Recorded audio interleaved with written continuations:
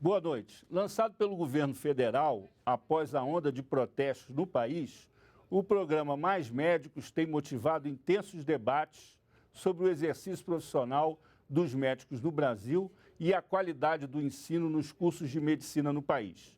Para debater os pontos mais polêmicos do programa, o 3 a 1 recebe ao vivo o presidente da Federação Nacional dos Médicos, FENAM, Geraldo Ferreira, o representante do Conselho Nacional de Saúde, conselheiro Carlos Alberto Duarte, e o diretor da Faculdade de Medicina da Universidade de Brasília, Paulo César de Jesus. Antes de começar essa nossa conversa, nós vamos assistir uma reportagem sobre o programa Mais Médicos.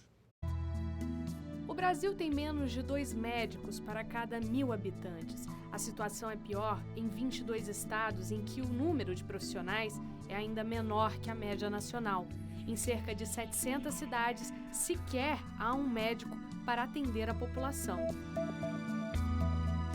Além da falta de médicos, por todo o país se multiplicam as filas, os pacientes nos corredores, a escassez de leitos. Este é um dos motivos que levaram milhares de pessoas às ruas. Para dar uma resposta à população, o governo estabeleceu o Pacto pela Saúde. Dentre os pontos principais deste pacto está o programa Mais Médicos, para estimular a presença desses profissionais nas regiões mais pobres e distantes do país. A atenção primária era um problema que era evidente na formação do médico brasileiro. E acho que abarcar essa atenção primária na residência possa ser muito melhor, né, para o trabalho do profissional e muito melhor para a população também, que precisa do serviço desse profissional. A iniciativa, no entanto, gerou intenso debate. Em várias cidades do país, estudantes e médicos foram às ruas protestar contra a MP 621, que cria o programa. Dentre os pontos contestados está a forma de contratação de médicos. O programa do governo federal estabelece que o vínculo desses profissionais seja por meio de bolsa de estudos. Assim, não ficam garantidos os direitos trabalhistas. O processo de inscrição também foi controverso, o que gerou uma suspeita de boicote, mas foi rapidamente desmentido. A primeira etapa do Mais Médicos recebeu 1.600 inscrições, 10% do esperado pelo governo. Mas o Ministério já distribuiu os profissionais selecionados. A região Nordeste terá 261 cidades atendidas.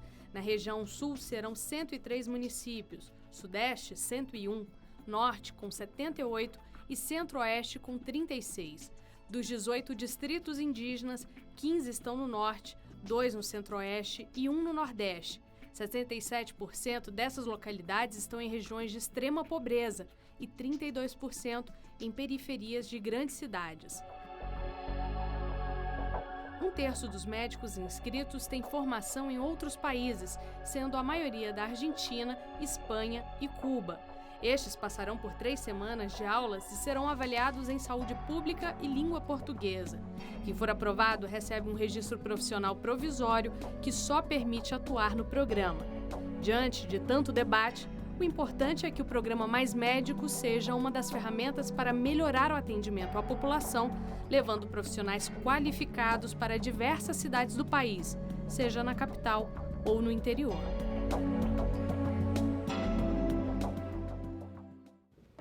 Doutor Geraldo Ferreira, o governo lançou o programa, abriu inscrições, o número de médicos inscritos foi pequeno. Já nessa primeira leva, a gente observou a presença de médicos estrangeiros, como foi relatado aí na reportagem. Hoje o ministro da Saúde, Alexandre Padilha, anunciou que a primeira leva de 400 médicos cubanos está para chegar e que até o final do ano serão 4.000 médicos cubanos ocupando essas posições aí nos grotões do país, na periferia das grandes cidades. Diante dos fatos, por que a federação é contra o programa? É interessante a gente dizer que nós não somos contra o programa, né? Há uma certa mistificação em torno do assunto, mas levar médicos para qualquer região onde eles não estejam presentes, isso é nobre, é decente, é importante, né? Agora, o governo montou o programa em cima de 3 itens, né? Formação do médico, importação de médicos e chamamento a brasileiros. Todos eles com alguma precariedade, todos eles negando direitos trabalhistas aos profissionais e todos eles, na nossa visão, afrontando de uma ou de outra forma a lei. Isso provocou... Só para esclarecer o nosso telespectador, o governo anuncia que os médicos serão contratados com um salário de R$10 mil, que é um bom salário para os padrões brasileiros, né? Inclusive para os profissionais liberais, para os próprios médicos. Quando você fala que não respeita direitos trabalhistas, por que É porque senhor fala isso? o governo usou um artifício jurídico que é uma verdadeira acrobacia, né? Porque se você perguntar a qualquer cidadão brasileiro para onde esses médicos vão, eles vão trabalhar. Vão fazer o quê? Dar assistência à população, né? Então, lógico seria o governo promover o concurso público, contratar provavelmente no regime federal e disponibilizar para os municípios. Mas até agora eu não consegui entender, nós perguntamos ao ministro, perguntamos ao doutor Mozart, do Ministério, mas não entendemos porque o governo precisou simular que esse era um programa de ensino. Não, efetivamente não dá para entender. E através dessa simulação, o governo vai remunerar não com salário, mas com uma bolsa, né? E essa bolsa, infelizmente, ela não garante os direitos trabalhistas. O outro aspecto diz respeito são necessidades permanentes da população. A Constituição é muito clara, a assistência médica sendo a necessidade permanente, ela precisa ser regulada através de concurso público e de carreira. Isso é o que a Constituição prevê, diz. Aí o governo argumenta que é uma situação emergencial. Não, a situação da saúde é crônica, né? Há alguns períodos até que ela pode se agudizar. Então nós temos uma situação crônica que exigiria como remédio um concurso público nacional com um valor adequado de salário, garantia dos direitos trabalhistas, e isso certamente resolveria 90% dos casos do governo. Carlos Alberto, o Conselho Nacional de Saúde apoia esse programa, participou dessas discussões todas. Nós já tivemos até a oportunidade de fazer um debate sobre esse tema dos médicos estrangeiros aqui no 3-1. Participou uma representante do Conselho também. E agora essa questão vamos dizer assim, um assunto de ordem prática, né? E o Conselho tem tido uma posição diferenciada em relação à Federação dos Médicos. Qual é a ponderação que vocês fazem? Qual é o posicionamento de vocês com relação a essa polêmica especificamente? Olha, de fato, nós temos um problema de saúde no Brasil, de acesso à saúde no Brasil, que deve ser resolvido de maneira não apenas emergencial, tem que ser de maneira efetiva, e a gente precisa de medidas que busquem resolver as questões de saúde. Quando esse programa foi lançado, a presidenta do Conselho Nacional deixou bastante claro que a questão não é apenas mais médicos. Nós precisamos de mais saúde, nós precisamos de mais investimentos, nós precisamos de várias questões para melhorar a questão da saúde no Brasil. A questão do programa em si, o Conselho vem discutindo e entende como uma ação emergencial.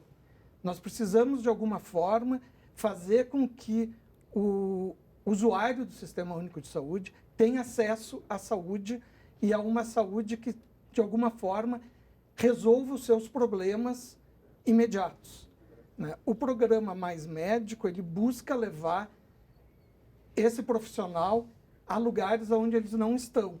E a gente tem dificuldade de fazer isso. Então, a gente apoia esse programa, mas ele não pode ser encarado como a solução do problema de saúde. Ele tem que ser encarado como um programa emergencial.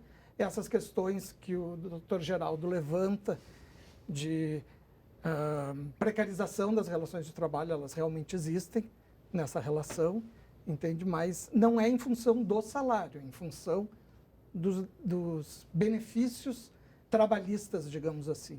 Eu acho que são questões importantes que deverão ser resolvidas através de uma carreira na área da saúde, não só para médicos, mas para todos os profissionais que atuam na questão da saúde no Brasil. Professor Paulo César, essa polêmica acabou envolvendo os cursos de medicina, os acadêmicos de medicina, estudantes de medicina de um modo geral. Se discutiu uma espécie de serviço compulsório, né, no SUS para os residentes e os acadêmicos de medicina. Qual é o posicionamento da Faculdade de Medicina da UNB nessa polêmica? Como é que vocês estão vendo esse assunto de um modo geral? Porque também se fala muito que com a mercantilização da medicina, os médicos eles estão cada vez mais se especializando, começa a faltar clínico geral, pediatra, programa médico de família tem dificuldade de recrutar profissionais. Como é que vocês estão vendo isso? Boa noite a todos. A Faculdade de Medicina, assim como todas as universidades, mas eu vou falar da Faculdade de Medicina da UNB, ela se reuniu numa reunião do nosso Conselho Deliberativo, que tem todos os professores do quadro, representantes dos estudantes, um de cada semestre, são 12 representantes, de servidores técnico-administrativos, de residentes, e analisou profundamente a medida, porque, como já foi dito aqui, ela foi considerada uma imposição em vários aspectos. O aspecto da formação foi considerado uma imposição do governo, a mudança curricular de um curso que já tem 6 anos de duração, 7.200 horas, o curso mais longo de todos os cursos que nós temos de nível superior, aumentado mais 2 anos. Então, essa foi uma das discussões que nós tivemos. Então, nós deliberamos sobre uma série de situações. A medida provisória 621, ela traz um número grande de frentes. E aí, várias delas são polêmicas e várias são positivas. Então, acho que nós concordamos aqui com o fato de que precisa-se de ter assistência de saúde na população. Então, vamos puxar pelo positivo agora. O que tem de positivo? Não, eu acho que, então, precisa, isso nós já concordamos. Então, com relação à formação do médico, a gente não concorda com o aumento do ciclo de 2 anos. E nós consideramos uma imposição, por quê? Porque nós já estamos junto com o Ministério da Saúde e o Ministério da Educação, especialmente o Ministério da Saúde, numa série de projetos nacionais, um deles é o ProSaúde, o PET Saúde, o PET Vigilância, que tem buscado já colocar os estudantes nos 3 níveis de atenção. Quer dizer, o estudante vai para a saúde da família, vai para o posto de saúde, vai para o hospital de nível de média complexidade e vai até chegar no hospital universitário. Então, nós já estamos trabalhando isso há alguns anos já, desde 2005 a faculdade já tem trabalhado com isso, então nós já estamos colocando os estudantes no SUS. Nós já estamos fazendo isso. Então, não vimos necessidade de aumentar. Nós fomos contra o aumento do curso de medicina por mais 2 anos. Isso é uma posição isolada ou é uma posição deliberada da faculdade, mas ela é uníssona em todas as faculdades. Tanto que o governo já reviu essa posição. Então, a comissão de especialistas do MEC já se posicionou contrária também. Um grupo de trabalho que foi criado no Ministério com diretores e coordenadores de curso já apresentou a sua proposição também contrária a esse aumento, e o Ministério da Educação e da Saúde já reviu essa posição. Portanto, esses 2 anos já não estão mais sendo considerados. O que está sendo considerado é residência médica para todos. Porque hoje nós temos residência médica para 45%, 50% dos médicos recém-formados. Por quê? Porque não há vagas. Então, esse é um ponto positivo da medida provisória. Aumenta o número de vagas de residência médica. E agora, com a nova posição do Ministério da Educação e da Saúde, haverá vagas para todos os formados. E aí, com uma inserção na atenção primária, na saúde da família, na urgência e na emergência no primeiro ano. E aí, os outros 2 anos segue-se pediatria, clínica médica, clínica cirúrgica, ginecologia obstetrícia ou saúde da família. Então, isso tem que ser acordado e discutido com o Conselho Nacional de Residência Médica. Então, o aumento de vagas está apontado pela medida provisória e isso nós consideramos um ponto positivo. O outro ponto que nós consideramos positivo é a regulamentação da abertura de novas escolas médicas. Houve um incremento absurdo de escolas médicas nesse país. De meados da década de 1990 para cá, a gente tinha 72 escolas. eu vou errar o número, provavelmente, estão em torno de 190. Tem escolas criadas sem hospital-escola, sem condições, sem biblioteca. Então, há escolas com formação médica muito duvidosa. A medida provisória traz parâmetros para se criar novas escolas. Diz que toda escola que for criada tem que ter hospital-escola, tem que ter um número mínimo de leitos para cada estudante. Cada leito tem que ter 5 estudantes, tem que ter saúde da família, cada equipe de saúde da família tem que ter 3 estudantes, tem que ter urgência e emergência. Ou seja, e não vai ser criada ao gosto das pessoas, vai ser criada nas regiões que precisa de médico. Porque se verificou que um dos maiores motivos de fixação do médico no local onde ele está é a residência médica. Então, a escola, quando for criada, obrigatoriamente ela vai ter que criar vagas de residência médica. E aí a pessoa termina o curso, faz a residência e tende a fixar naquele local.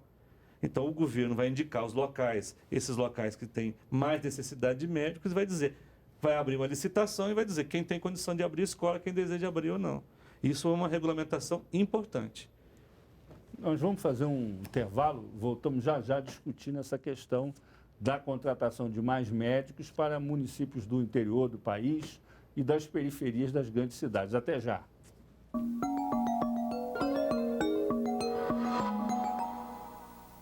O 3 está de volta com a discussão sobre o programa Mais Médicos e o atendimento aos usuários do Sistema Único de Saúde, o SUS, em todo o país. Participa do nosso programa hoje o presidente da Federação Nacional dos Médicos, Geraldo Ferreira, o representante do Conselho Nacional de Saúde, conselheiro Carlos Alberto Duarte, e o diretor da Faculdade de Medicina da Universidade de Brasília, a UNB, Paulo César de Jesus. O 3 conversou com o presidente do Conselho Federal, o vice-presidente do Conselho Federal de Medicina, Aloysio Tibiriçá, e ele deu a opinião dele sobre o programa Mais Médicos e a falta de profissionais em algumas regiões do país. Vamos assistir. É um programa improvisado, nós não temos uma política de planejamento na saúde no Brasil, onde muitos médicos que se inscreveram desistiram, porque não tem nenhuma garantia trabalhista para os médicos, que vão ser colocados em vários locais do Brasil, trazendo médico estrangeiro sem a devida qualificação. Isso é um risco para a saúde da população. E também o que nós defendemos é uma carreira de Estado em que o Brasil possa efetivamente fazer um projeto de Estado, de nação, para atender a sua população do interior e carente das periferias das cidades. Não é com um projeto improvisado desse. Nós precisamos agora aproveitar o debate e implantar a carreira de Estado para os profissionais de saúde no Brasil, onde você dê assistência permanente às populações necessitadas. Não faltam médicos no Brasil. O que acontece é que a formação do médico hoje é feita pelo mercado e não por uma necessidade da população. E quer se caminhar para isso de uma forma improvisada e de uma forma assim um pouco atabalhoada, como se diz, não é isso? Então nós temos que, primeiro, debater com o Ministério os projetos. Isso ficou pela metade quando veio uma medida provisória dos Mais Médicos. Então precisa ter seriedade e planejamento para implantar uma saúde de qualidade para o povo. Carlos Alberto, você concorda? Em parte, mas em grande parte não. Eu acho que, de fato, falta médico no Brasil. Eu acho que pode ser que não falte em número, isso há uma divergência, mas falta médico sim para atender a população.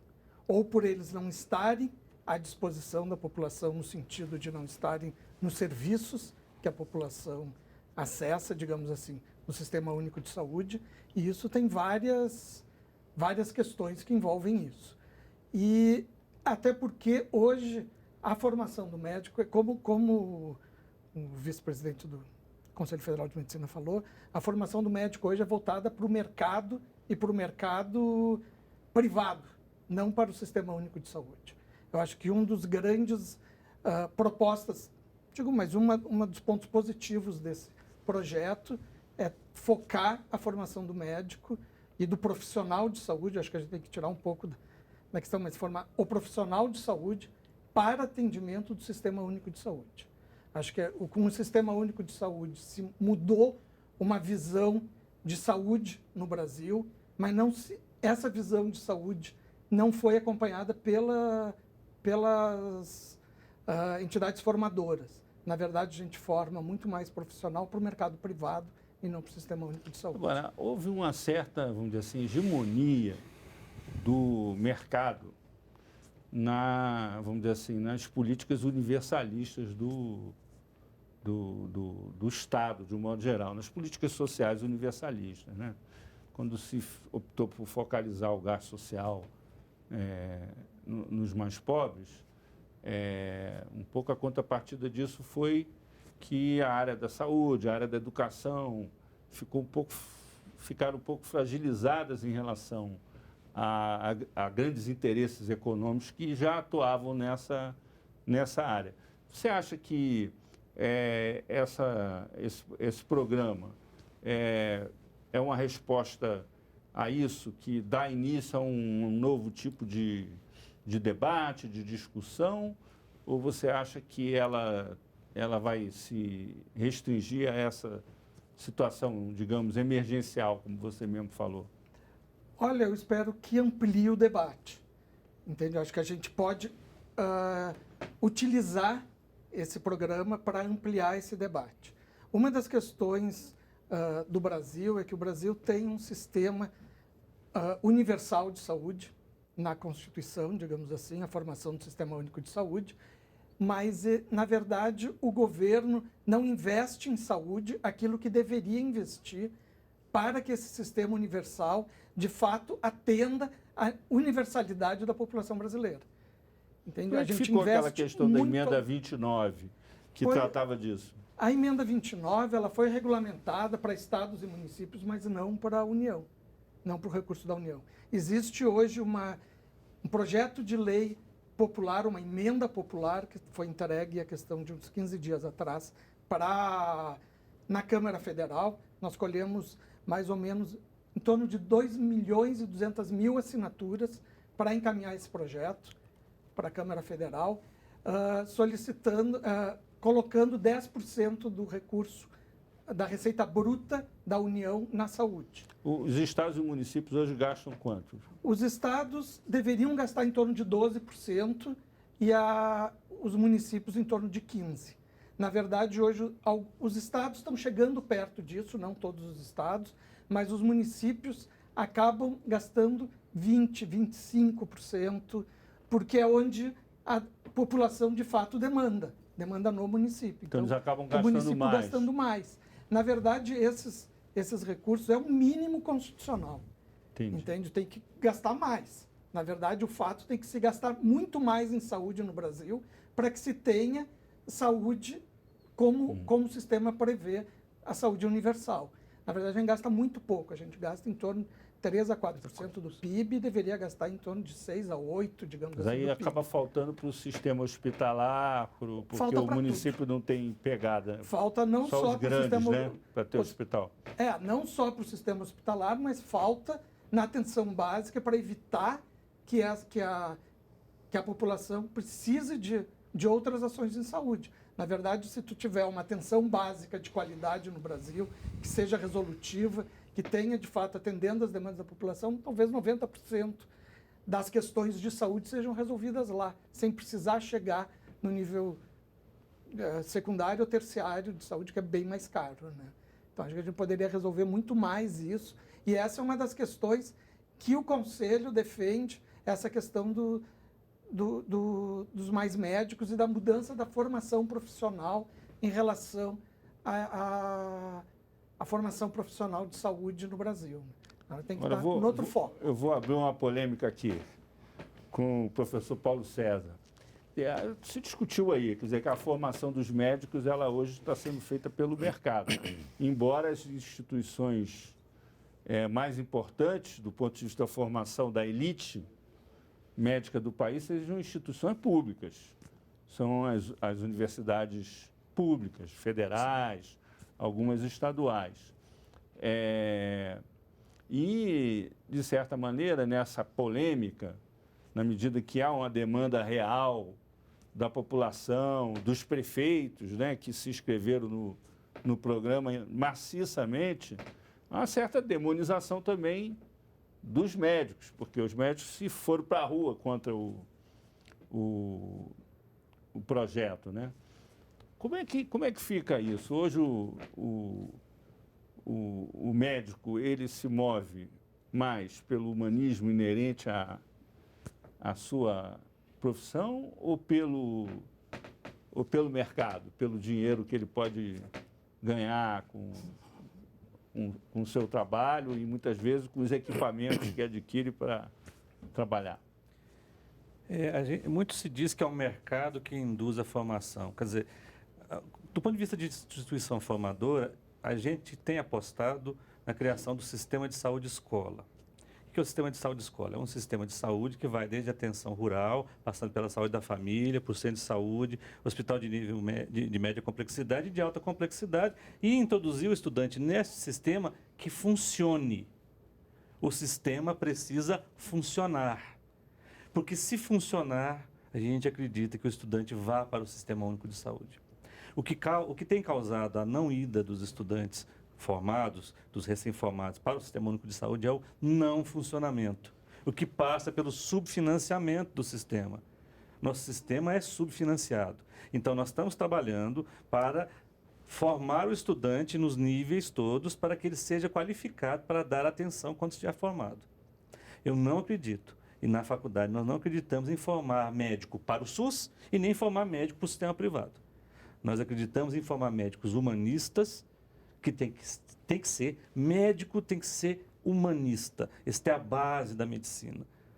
Então, nós formamos o médico para ser humanistas e para terminar o curso, faça uma residência ou não, consiga atender ao SUS ou à iniciativa privada. Agora, o que funciona no país? O SUS ou a iniciativa privada? Então, essa é a pergunta. Então, essa pergunta já está na cabeça dos estudantes quando eles entram no curso. Não faz parte do SUS também? Faz e está fazendo muito mais do que deveria. Esse é um assunto que nós discutimos nessa reunião do Conselho. Temos que rever o papel da saúde suplementar no SUS. A saúde suplementar está muito acima, ela devia complementar o SUS. Mas ela está muito acima do que deveria para o SUS. Porque, provavelmente, não estamos gastando 10% dos recursos correntes, que é o que achamos que temos que gastar, que o governo federal tem que gastar. Será que a saúde suplementar talvez esteja drenando recursos do setor público, dos hospitais públicos, dos postos de saúde? Essa é uma possibilidade. Agora, para os hospitais... Por que drena? Porque todos os hospitais privados, funciona. Eu vou lá... Os melhores, né? O Sírio-Libanês, Beneficência Portuguesa em São Paulo, Alberto Einstein, eles recebem também recursos. É bom você ter citado isso, porque não é só recurso, é gestão. Não adianta ter recurso suficiente, é preciso ter uma gestão modernizada e ágil para dar resposta. Então, eu não posso colocar um estudante num sistema que não funciona e ele fala assim, eu não vou voltar para cá. Isso não funciona. Eu peço um exame, eu demoro 2, 3 meses para fazer o exame. A pessoa vai da saúde da família para o hospital, depois não tem como voltar para a saúde da família. E o estudante vivencia isso, e aí ele se frustra. E aí isso tem feito não voltar para o SUS. Esse é um dos motivos. Foram criadas escolas no Brasil para formar médico para o SUS. Resolveu o problema? Não resolveu o problema. No final, elas ficam todas iguais. Outro dia eu vi uma história dramática de um ministro, que não é o ministro da Saúde, é um ministro. Uma sobrinha, ele estava chateado com a sobrinha, tinha falecido. Aí ele contou o seguinte, olha, o que aconteceu foi o seguinte, apareceu um grão de arroz no seio dela. Ela foi ao médico. Aí o médico disse, você precisa fazer um exame. Ela foi marcar o exame. Quando foi marcar o exame, já era um caroço de feijão. Aí foi fazer o exame. Depois que fez o exame, até marcar a cirurgia, já tinha tido a metástase. Isso está dizendo é o não funcionamento. A demora. Essa é a principal pedagogia que existe, é do exemplo. As coisas precisam funcionar. Mas vamos entender Mas que o isso aconteceu... privado não é tão melhor do que o público. Não, Nós não tô estamos defendendo hoje. isso. Não, eu sei que o senhor não está defendendo o privado, mas é que quando a gente vê como é que eu vou dizer assim, que o público não funciona, e é isso que aparece muitas vezes, em quase todos os lugares, que o público não funciona, e portanto nós temos que investir no privado. O privado hoje tem tanto problema quanto o público. Entende? As pessoas que acessam planos privados, digamos assim, pobres para pobres, não conseguem, eles têm dificuldade do acesso da mesma forma que as pessoas do Sistema Único de Saúde, do público, digamos assim. Porque o privado não está dando conta oferta uma coisa, mas na verdade os planos de saúde aumentaram a clientela e não aumentaram a rede. E não aumentaram a rede. Mas vamos ouvir aqui o presidente da Federação dos Médicos aqui, que está quietinho aqui, coitado. O que aconteceu, né? Na verdade, nós temos uma saúde no Brasil meio destroçada, né? Resultado de quê? Já foi discutido os baixos investimentos. Hoje nós temos uma questão de leitos. Qual é a face mais dramática? Todo dia está na mídia, na televisão, os pronto-atendimentos, os pronto-socorros, né? Porque os pacientes são recebidos ali e não tem para onde serem drenados. Porque o governo apostou, né, numa coisa que não é real, ou seja, apesar de se colocar, e é importante, fundamental o investimento em atendimento primário, ele necessariamente não vai descongestionar o sistema. Por quê? Porque a população brasileira está passando por uma mudança, ela está envelhecendo, e nós temos outros componentes chegando, por exemplo, as doenças crônicas, o câncer e os traumas. Então, este retrato novo na saúde pública mostra uma necessidade maior de leitos. E nós tivemos, nos últimos 10 anos, desativação de leitos.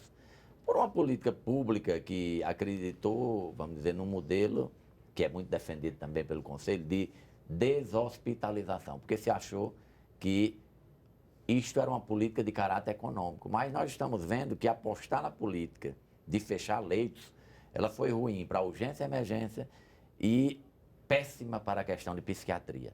Nós temos aí, por exemplo, do ponto de vista ideológico, a crença de que paciente psiquiátrico não pode ser internado. Isso é quase generalizado. Aí a família abandona na rua. A família, pronto, você concluiu. Então, esses pacientes hoje estão entregues à própria sorte. Criou-se CAPs, NAPs, que são assistências, né, ambulatoriais, mas esses pacientes, via de regra, não têm um suporte familiar ou eles não têm essas estruturas compostas de seus profissionais. Então, há um problema grave. Por exemplo, o governo quer aumentar de 1,8 médicos para 2,5. Do mesmo jeito, os leitos hoje no Brasil, nós temos em torno de 1,8 para 1.000 habitantes, leitos. Nós precisamos levar isso para 3 a 4. Então, nós precisaríamos de investimentos próximos ao que estão sendo feitos com a Copa do Mundo. Então, nós temos um problema muito grave, não vai ser resolvido com esses médicos, porque os médicos vão criar novas demandas, vão pedir mais exames, vão pedir mais internamentos, vão pedir mais cirurgias. E como é que nós vamos cuidar? Na verdade, o bom filtro no atendimento básico, ele vai diagnosticar mais. Diagnosticando mais, ele vai congestionar mais a rede intermediária e terciária. Então, o programa está sendo montado com boas intenções, mas se ele não for complementado, ele vai criar um problema maior do que o que já existe. Vocês no Conselho, vocês acompanham, né? Sim. Ficam monitorando as ações do governo e tal. O que está sendo feito para responder a esse questionamento? Olha, essa é uma das críticas que a gente faz, que, na verdade, o acesso a especialistas no Brasil, digamos, a especialidade, ela é muito mais difícil, entende? Por falta de profissionais, por falta de acesso, por falta de um sistema que dê conta dessas referências a partir da atenção básica. Com certeza, nós vamos ter uma demanda maior. Talvez, não sei se a gente vai ter uma demanda maior, talvez a gente consiga resolver mais e a demanda que chegue, ela vai ser maior porque tu está atendendo mais, entende? Mas talvez tu chegue com uma demanda menor de complexidade, digamos assim.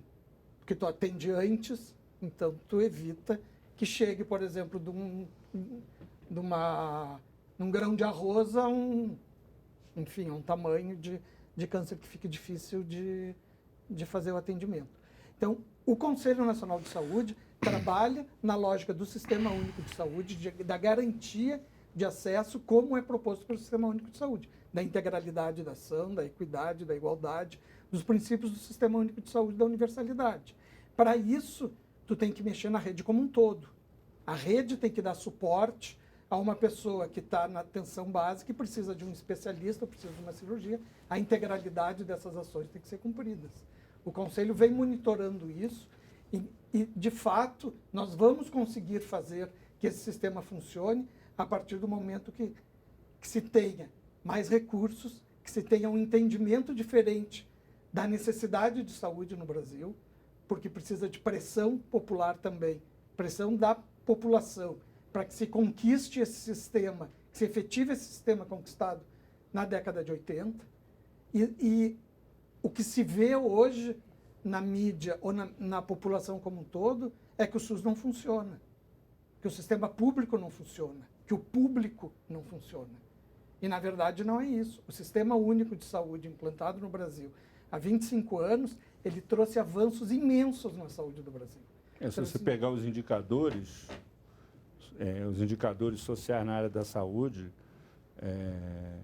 todos melhoraram. Né? Todos melhoraram. Todos Nós melhoraram. Vamos fazer um intervalo e voltamos já com o 3-1 debatendo o programa Mais Médicos. Até já.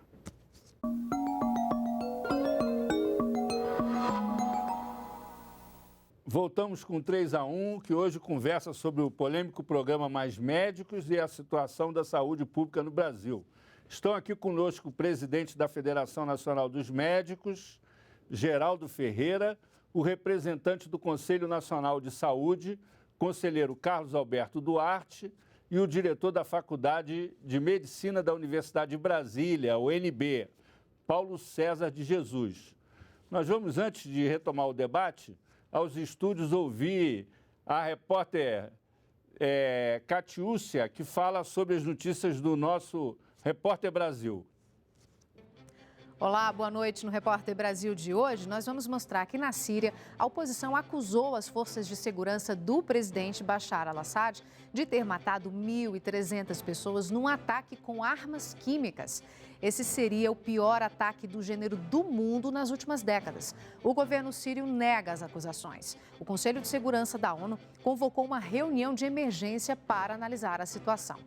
Cerca de 36 milhões de brasileiros têm algum tipo de deficiência visual. E para eles, andar pelas ruas das grandes cidades não é fácil. Um dos principais problemas é a falta de semáforos sonoros, a chamada tecnologia assistiva. Em São Paulo, são 5 semáforos sonoros adaptados às pessoas com deficiência visual, mas 3 deles não funcionam. O governo federal anunciou um acordo com a Organização Pan-Americana da Saúde para trazer médicos cubanos ao Brasil por meio do programa Mais Médicos. Até o final deste ano, devem chegar 4.000 profissionais de Cuba para trabalharem nas vagas do programa que não foram ocupadas por médicos brasileiros. Essas e outras notícias daqui a pouquinho no Repórter Brasil, às 9 da noite, horário de Brasília. Até lá, com você, Azedo. Não tem como tratar desse assunto, né? Não tratar desse assunto. Professor Paulo César, o que você acha da chegada dos 4.000 médicos cubanos? No conselho da faculdade, nós discutimos e nós fomos contra médicos estrangeiros sem revalidação de diplomas. A revalidação de diploma é um instituto feito pelas instituições públicas de ensino no país. Nós já fazemos a revalidação de diploma de médicos há muitos anos. A partir de 2011, nós aderimos, então, ao programa Revalida. Porque nós acompanhamos o programa, acompanhamos a aplicação da prova, acompanhamos a aplicação da prova de habilidades e estamos considerando o sistema sério. Então, nós acreditamos que este deve ser o sistema para a garantia de conhecimentos mínimos de medicina, para a garantia de que os profissionais que chegam ao país tenham qualificação adequada para atendimento da população brasileira. Quem é que gerencia o programa Revalida? O Revalida é um programa gerenciado pelo MEC. Ele é aplicado pelo INEP. ele é um ajuste entre as instituições de ensino e o MEC. Porque quem faz a revalidação, no final, são as instituições de ensino superior. Quer dizer, o médico faz a prova, faz uma prova escrita de 120 questões. Os que passam fazem uma prova de habilidades e competências, em que ele mostra que sabe entubar, que sabe atender um paciente, que sabe fazer uma prescrição, que sabe conversar com o paciente. É previsto a proficiência da língua portuguesa para fazer o revalida no nível intermediário, porque na faculdade nós já tínhamos, desde a década de 90, feito uma solicitação para o Instituto de Letras para ver qual é o nível que tinha que ter de português, para fazer relatório, prescrição, orientações. Letra de médico não é brincadeira, mas só o nível, que entende. o nível intermediário superior.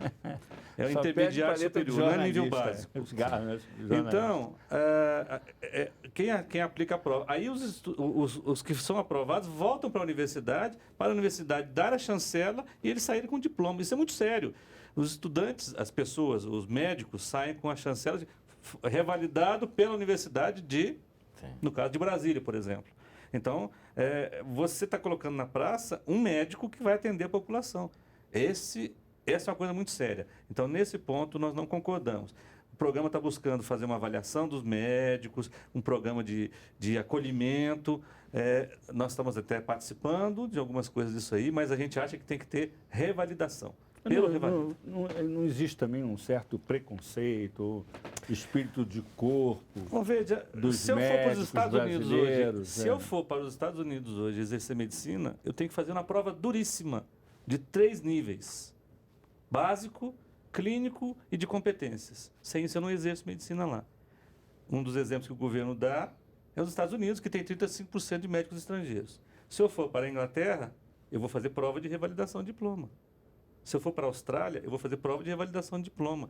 Todos os países que importam médicos, nós não somos xenófobos. Não há problema nenhum de ver médicos qualificados para o Brasil estrangeiros. Não há problema algum. O que nós precisamos garantir é que eles tenham qualificação. Aí não é corporativismo, é qualidade de atendimento à população. Vamos ouvir o Geraldo. Geraldo, existe, vamos dizer assim, experiências no mundo de médicos estrangeiros que chegam e tal. O Brasil mesmo tem uma participação grande nesse projeto aí dos Médicos Sem Fronteiras, que arrecada dinheiro aqui para ir para a África, socorrer as pessoas que estão precisando de assistência médica. A federação fez algum estudo com relação a isso? Tem informação do que aconteceu em outros países? Como é que vocês estão vendo isso? Nós fizemos um fórum muito importante em São Paulo, porque esse programa ele nasceu de uma declaração do ministro patriota, antes do Mais Médico, de que iria trazer 6 mil médicos cubanos. Isso foi o início de tudo. E isso gerou a polêmica, vieram as manifestações de rua e o governo lançou a seguir o programa. Mas na raiz dele está o desejo do governo brasileiro de trazer 6 mil médicos cubanos. O que aconteceu? Encerrou-se um contrato de Cuba com a Venezuela. Então, Cuba tinha 6 mil médicos à disposição. Esse tipo de contrato é um financiamento ao governo de Cuba. Então, a Venezuela financiava o governo de Cuba, pagando $16 mil por cada médico, $16 mil, dos quais o médico recebia em torno de $300. Né? Então, na verdade, é uma forma de financiamento entre países. $300? $16 mil, o médico recebia 300. $300? $300, porque isso era repassado, o dinheiro era repassado para Cuba, e Cuba é quem pagava o médico. E pagava $50 a família do médico que ficava em Cuba. É esse nosso receio no Brasil, porque se isso for aplicado no Brasil, ele guarda todas as características de trabalho escravo. Ou seja, é um ente que está exportando mão de obra e que a remuneração não fica com essa mão de obra. Então, nós vamos ter que acompanhar quanto está custando cada médico desse. As informações que nós temos é que seriam em torno de $11 mil, ou seja, R$20 mil. Nós precisamos comprovar isso. Mas se este for o fato, nós evidentemente deveremos recorrer aos tribunais internacionais, porque o Brasil não pode ressuscitar um modelo de trabalho forçado, de trabalho escravo, depois da abolição, há mais de 150 anos. Então, nos preocupa muito essa questão dos médicos cubanos em particular. Tem, inclusive, estudantes brasileiros que se formaram lá e que participaram das brigadas cubanas no Haiti, por exemplo. Então, eu perguntei especificamente a eles, como era a tua remuneração? Na verdade, quem remunerava era Cuba. O dinheiro de lá era repassado para Cuba. E a justificativa é que Cuba tem um modelo de assistência aos seus cidadãos, de educação, de saúde, de moradia, etc., que justifica uma taxação nesse volume de 90% ou 95%, por exemplo. Mas, para um cidadão de lá vir trabalhar no Brasil e sem revalidação, que compromete ainda mais, é como se você retivesse um documento do sujeito. Nós conversamos antes sobre isso, quer dizer, será que esse cubano vindo para o Brasil, eles não vão querer ir para o Rio, para São Paulo, não vão abandonar o programa? Então o governo está retendo um documento dele, que seria a revalidação, para que ele fique restrito àquela área geográfica e que, se sair daquela área geográfica, ele possa ser devolvido ao país. Isso guarda características de afronta a leis trabalhistas e a tratados internacionais assinados pelo Brasil. Claro que nós vamos ter que acompanhar para saber se essas irregularidades estão presentes. Se estiverem, nos compete denunciar. O Carlos Alberto deve ter informações sobre isso, né? Não tem. Não tem. Essas informações que o Dr. Geraldo está colocando, eu de fato não tenho. Sim, não, mas o programa foi discutido lá no Conselho Nacional. O programa foi discutido no Conselho, mas essas questões que estão sendo colocadas aqui, de que o salário dos médicos estrangeiros vai ser pago da forma como ele está colocando, eu desconheço essas colocações, até porque imagino que se fosse isso não seria colocado da maneira explícita, entende? Eu desconheço isso e certamente o Conselho Nacional de Saúde não aceitaria um tipo de questão como essa de que tu paga 12 mil e o profissional recebe, eu pelo menos desconheço essa questão, entende? Com relação à vinda de médicos estrangeiros para trabalhar no Brasil, a posição do Conselho Nacional de Saúde expressa numa recomendação do Conselho, inclusive com apoio das entidades médicas que faziam parte do Conselho naquele momento, é que os médicos estrangeiros que vierem no Brasil têm que ter todas as qualidades para atendimento da população e as qualidades para atender a população. As qualidades que eu digo de serviço para poder exercer a sua atividade aqui da mesma maneira que qualquer outro profissional. Então, o nosso entendimento em relação a isso é que o médico, estando qualificado, pode atender dentro do Brasil. Se Carlos der o apoio dele para essa nossa luta, no caso da gente comprovar essa situação, seria muito importante, viu, Carlos? Porque a defesa dos direitos trabalhistas, quer dizer, da liberdade do médico de atuar em qualquer local e de, evidentemente, não ter sua mão de obra explorada, será Não, acho que mão de obra apoio. Explorada ninguém quer, não só para médico, como para qualquer outro trabalhador no Brasil. Existem leis brasileiras trabalhistas que têm que ser cumpridas. Tanto que uma das questões, digamos assim, que é como é que eu vou dizer assim, que atende a uma emergência, mas não pode ser levada como digamos, a norma, tudo isso, é essa questão da remuneração do próprio profissional, do médico, dentro do programa Mais Médico, não ter as suas questões trabalhistas asseguradas. Entende? O Conselho Nacional de Saúde defende uma carreira de Estado para profissionais de saúde, não só para médicos, para profissionais de saúde que atendam dentro do sistema. Uma carreira pública, nacional, enfim, gerida pelos 3 entes federativos, com participação de todos os estados. Nós estamos vivendo uma situação nova, assim, porque Sim. nós temos centenas de cidades no Brasil que não tem sequer um médico. Com certeza. Né? E nós vamos receber aí 6 mil médicos de um país que tem uma tradição internacionalista, até por causa da natureza do seu regime Sim. político, da sua, vamos dizer assim, tradição histórica. Eles já tiveram Angola, tiveram Venezuela, tiveram Moçambique, enfim. Esse tipo de participação cubana normalmente tem certas características mesmo de vamos dizer assim, expedicionárias, né? São estruturas até meio militarizadas, porque a relação é mais ou menos... Entre países. Mais ou menos essa, entre países, eles têm que seguir a disciplina dos acordos que foram feitos, etc. É uma experiência nova. Mas uma questão missionária não é uma questão de trabalho escravo, são coisas diferentes. Sim, né? mas eu não estou aqui dizendo que vai ter trabalho escravo, nem que não vai ter, eu estou dizendo que é uma experiência que vai ser vivida, né? Que vai ser acompanhada. Eu não sei